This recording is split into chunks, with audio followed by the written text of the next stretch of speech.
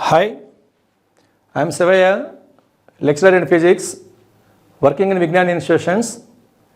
In this session, I am going to explain the force acting on a charge and force acting on a conductor placed in the uniform magnetic field. Now, the contents of this today's session are introduction, force acting on the charge moving in the magnetic field, and force acting on the current carrying conductor in the magnetic field.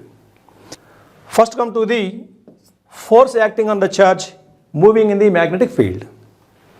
Okay? Now, let us consider the uniform magnetic field. This is the magnetic field represented by straight arrows with equal spacing, which indicates the uniform magnetic field. Inside the magnetic field, let us assume a particle having a charge q and mass m. Let us assume that the charge is moving with a velocity v inside the magnetic field. Let us assume that between the magnetic field and this velocity vector, theta is the angle. Okay, here we consider a particle of mass m having charge q is moving with a velocity v by making an angle theta with the direction of the magnetic field. Okay, now the terms are m is the mass of the particle, q is the charge of the particle, v is the velocity of the particle, b is the magnetic induction, and theta is the angle between b bar and v bar. Now, according to the Lagrange, the moving charged particle experiences some force in the magnetic field, and that force acting on the particle is given by F is equal to QVB sin theta. F is equal to QVB sin theta. So the force acting on the moving charge depends upon the charge of the particle, it depends upon the velocity of the particle, it depends upon the magnetic induction, and also depends upon the angle between B bar and V bar.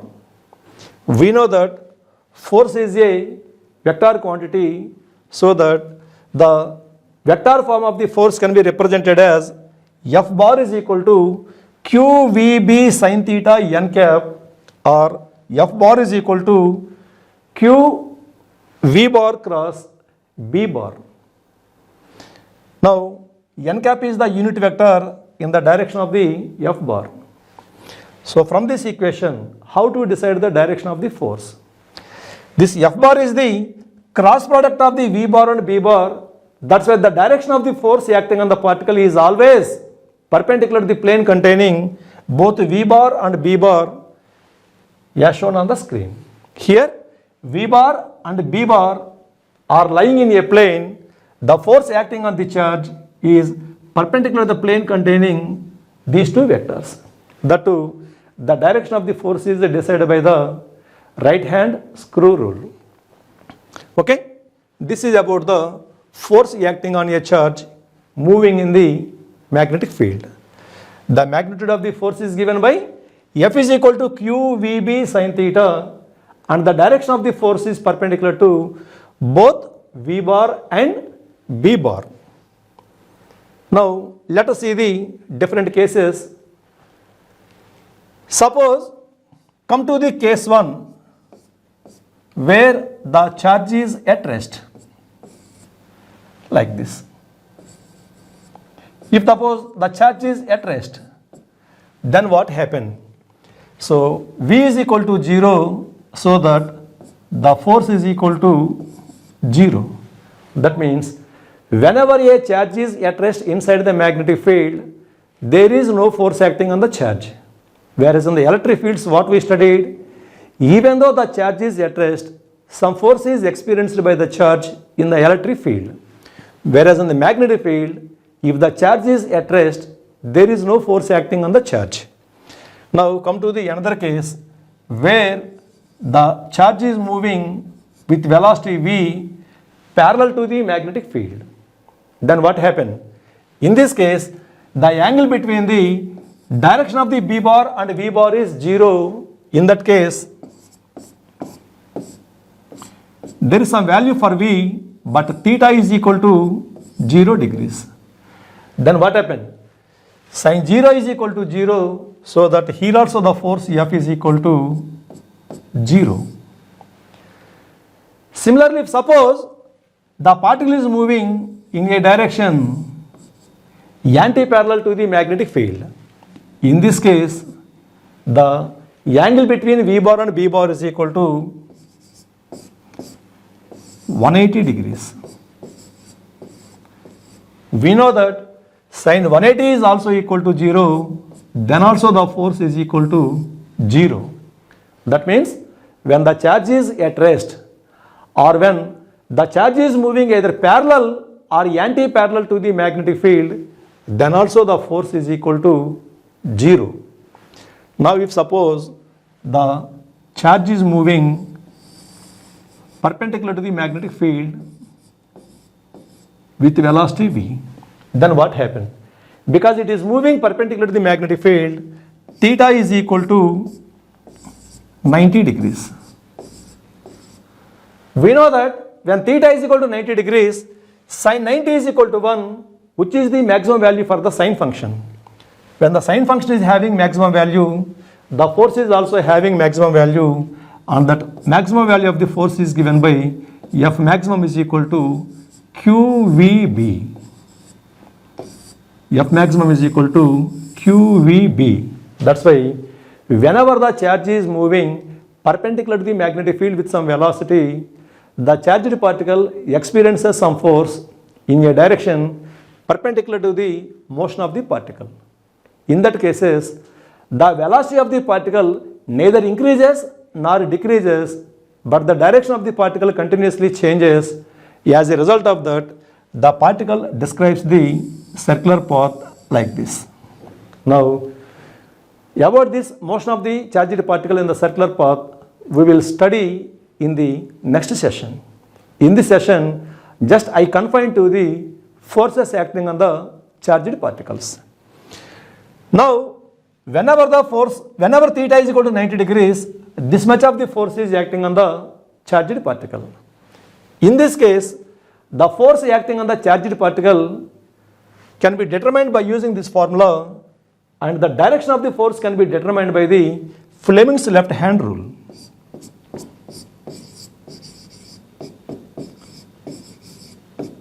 Fleming's left hand rule.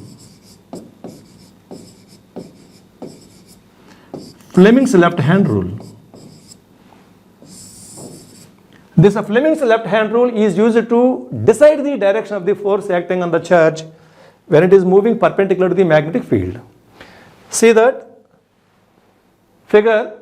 So here, this is the left hand. The thumb, the index finger and the middle finger of the left hand are placed perpendicular to one another, and the remaining two fingers are closed. Now keep these three fingers perpendicular to one another. Now in these fingers, if suppose the index finger indicates the direction of the, if the index finger indicates the direction of the B and the middle finger indicates the direction of the V, then the thumb indicates the direction of the force acting on the particle. Okay, what the fingers are indicating? The index finger or point finger,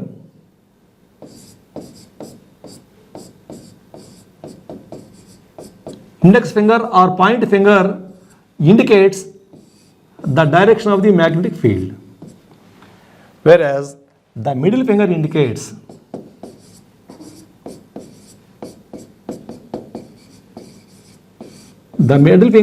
the direction of the velocity of the charged particle, and the thumb indicates direction of the force acting on the charged particle. Generally, we use this rule for the determination of the direction of the force acting on the positive charges. Sometimes the negative charges may also moving in the magnetic field. In such cases, what we have to do? Decide the direction of the force acting on the positive charge, and the opposite direction will give you the direction of the force acting on the negative charge moving in the magnetic field. Okay, so using this we can determine the strength of the force acting on the particle, and using this rule we can decide the direction of the force acting on the particle. Okay, this is about the force acting on the charged particle. Now using this concept, I am going to explain the force acting on a current carrying conductor placed in the uniform magnetic field. To study that force acting on the current carrying conductor, we should know the two basics. One is the concept of what we studied in the current electricity. Suppose this is the conductor across which we apply a battery. We know that due to this battery, electric field is produced across the conductor. Due to this electric field, the electrons are moving with some average velocity, and that average velocity is called as the drift velocity. Now, due to the drifting of the electrons inside the conductor, some current is passing through the conductor, and that current is given by the formula I is equal to NAVDE. Here N is the concentration of the electrons, A is the area of the cross section of the conductor, Vd is the drift velocity of the electron, and E is the charge of the electron. This is the concept what we studied in the lesson current electricity. Now come to the second concept, what we studied just now, that is the force acting on the charge F is equal to QVB sin theta whenever the charge is moving inside the uniform magnetic field. By using these two concepts, I am going to study about the force acting on current carrying conductor placed in the magnetic field. For that, let us consider a uniform magnetic field of induction B. It is also represented by means of the straight arrows with equal spacing, so that is the uniform magnetic field. Now inside that magnetic field, let us consider a current carrying conductor. This is our conductor which is carrying a current I. Now L is the length of the conductor. Between the conductor and the magnetic field there is some angle. Let theta is the angle made by the conductor with the direction of the magnetic field. Okay. Now see the parameters of the given situation. L is the length of the conductor, A is the area of the cross section of the conductor, N is the concentration of the free electrons inside the conductor. Here concentration means the number of the free electrons present per 1 unit volume, that is called as the concentration of the electrons. Next, B is the magnetic induction of the magnetic field. Theta is the angle between the conductor and the magnetic field. Vd is the drift velocity. If suppose the current is passing along this direction, the electrons are drifting along this direction, let Vd is the drift velocity of the electrons and I is the current passing through the conductor. So these are the terms involved in the coming part of the lesson. L is the length, A is the area of the cross section, N is the concentration of the electrons in the conductor, B is the magnetic induction, and theta is the angle between the length and the magnetic field. Okay. Now basically my question is, why the force is acting on the current carrying wire placed in the uniform magnetic field? We know that the wire consists of large number of the electrons which are moving with some average velocity Vd. Already we studied that whenever the charge is moving, the charge experiences some force. So because of the motion of all these electrons, all electrons are experiencing some force whenever current is passing through the conductor.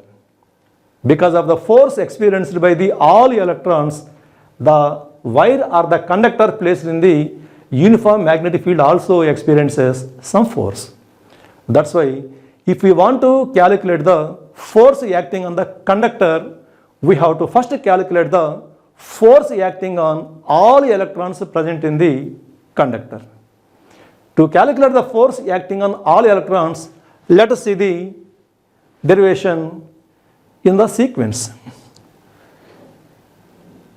We know that L is the length and A is the area of the cross section of the conductor. That too, this conductor is in the cylindrical shape. That's why the volume of the conductor is given by V is equal to AL. This is the volume of the conductor. We know the concentration of the electrons and also we know the volume of the given wire. Then can we determine the total number of the electrons present in the wire? See here, in 1 unit volume there are n electrons. In V volume, how many electrons are there? The total number of the electrons present in the conductor is given by n is equal to nV, that is NaL. Here first I calculate the total number of the electrons present in the wire. Let it be equation number 1. Now, we know that the force acting on one electron moving inside the magnetic field is given by F bar is equal to EVdB sin theta. Here E is the charge of the electron, Vd is the drift velocity of the electron. So the force acting on one electron is given by F dash is equal to EVdB sin theta. We know the force acting on one electron. By knowing the force acting on one electron, can you calculate the force acting on all electrons? Yes. The force acting on all electrons is given by F is equal to NF dash, that is equal to N times, here N value is substituted, F value is substituted, it becomes NAL EVdB sin theta. Let it be equation number 3. So this is the force acting on all electrons present inside the conductor. Already we studied that the force acting on all electrons present inside the conductor is nothing but the force experienced by the conductor placed in the uniform magnetic field. That's why this is also equal to the force acting on the conductor in the magnetic field. So the force acting on the conductor in the magnetic field is given by, see, the terms are rearranged as N, this is N, this is A, this is Vd, this is E, all are written together NAVDE, and the remaining letters are LB sin theta. Now, already in the current electricity we studied that this NAVDE represents the amount of the current passing through the conductor. That's why we can write it as F is equal to ILB sin theta, since I is equal to NAVDE. So we have F is equal to ILB sin theta. That's why here also the force acting on the conductor depends upon the strength of the current passing through the conductor, length of the conductor, magnetic induction B value, and also depends upon the angle theta between the direction of the magnetic field and the length of the conductor. So vectorically F bar is equal to I into L bar cross B bar. See here also we consider length as the vector L bar. What it means? Here also for this given wire, let us draw a tangent. Now the direction of the tangent in the direction of the current. The direction of the tangent in the direction of the current gives the length vector. So that F bar is equal to I into L bar cross B bar. I into L bar cross B bar. Now here also this force is perpendicular to the plane containing both L bar and B bar. If L bar and B bar are lying in a plane, this F bar is perpendicular to the plane containing both L bar and B bar. Okay? So see this diagram. Here L bar and B bar are lying in a plane, and the direction of the force acting on the wire is perpendicular to the plane containing both L bar and B bar. So this one gives the magnitude of the force acting on the conductor, and this one gives the direction of the force acting on the conductor. So here also the direction of the force is decided by the right hand screw rule. Now come to some special cases involved in this case. Suppose the wire is held inside the magnetic field like this, in which the direction of the current is in the direction of the magnetic field. Then what happens? In this case, theta is equal to 0. If theta is equal to 0, what happens? Sin theta is equal to 0, then the force F is equal to 0. Suppose the current carrying conductor is held in the magnetic field such that the direction of the current is opposite to the direction of the magnetic field. In this case, theta is equal to 180 degrees. When theta is equal to 180 degrees, what happens? Then also sin 180 is equal to 0, and then the force F is equal to 0. That means whenever a current carrying conductor is placed in the magnetic field such that the direction of the current is either parallel or anti-parallel to the direction of the magnetic field, then no force is experienced by the conductor, or the force acting on the conductor is equal to 0. If suppose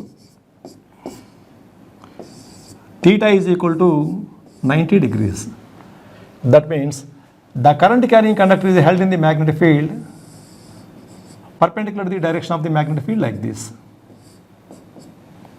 Then in this case, what happens? In this case, theta is equal to 90 degrees. You know that sin 90 is equal to 1 maximum value. That's why the force is also maximum, and that maximum value of the force is given by F maximum is equal to ILB. F maximum is equal to ILB. I is the current, L is the length, and B is the magnetic induction. And the direction of the force can also be decided by the Fleming's left hand rule, what we studied in the force acting on the charge moving in the magnetic field. Fleming's left hand rule.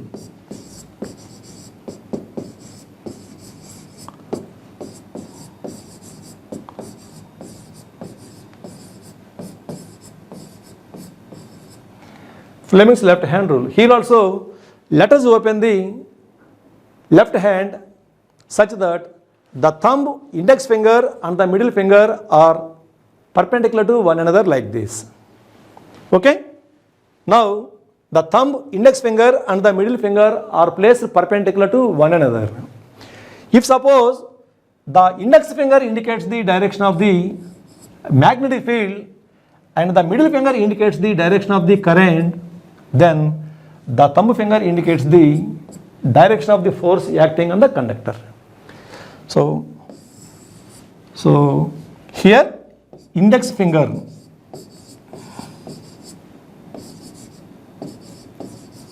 indicates the direction of the magnetic field, and middle finger indicates the direction of the current, and the thumb indicates direction of the force. Okay, so using this Fleming's left hand rule, we can decide the direction of the force acting on the current carrying conductor when it is held perpendicular to the direction of the magnetic field. Say the sequence of these three letters can be easily represented. The sequence is FBI, which is the Federal Bureau of Investigation, similar to our CBI. So by remembering this FBI, we can remember the sequence of the force, magnetic field and current without confusion. Okay? So, in this session, what we studied? First of all, we studied the force acting on the charge, moving in the magnetic field, and we studied the different cases. Then we studied the force acting on the current carrying wire placed in the magnetic field, and also we studied different cases. So here the force is a vector quantity. That's why first we studied about the magnitude of the force acting on the particle and the current carrying wire. Then we study the direction of the force acting on the charge and also on the conductor by using the Fleming's left hand rule. So I think you understand this. By using these formulas we can solve so many problems. So to solve the problems, these equations are necessary for us to remember. So try to remember these formulas and be ready to do the problems. So in the next session I will explain the problems. Thank you one and all.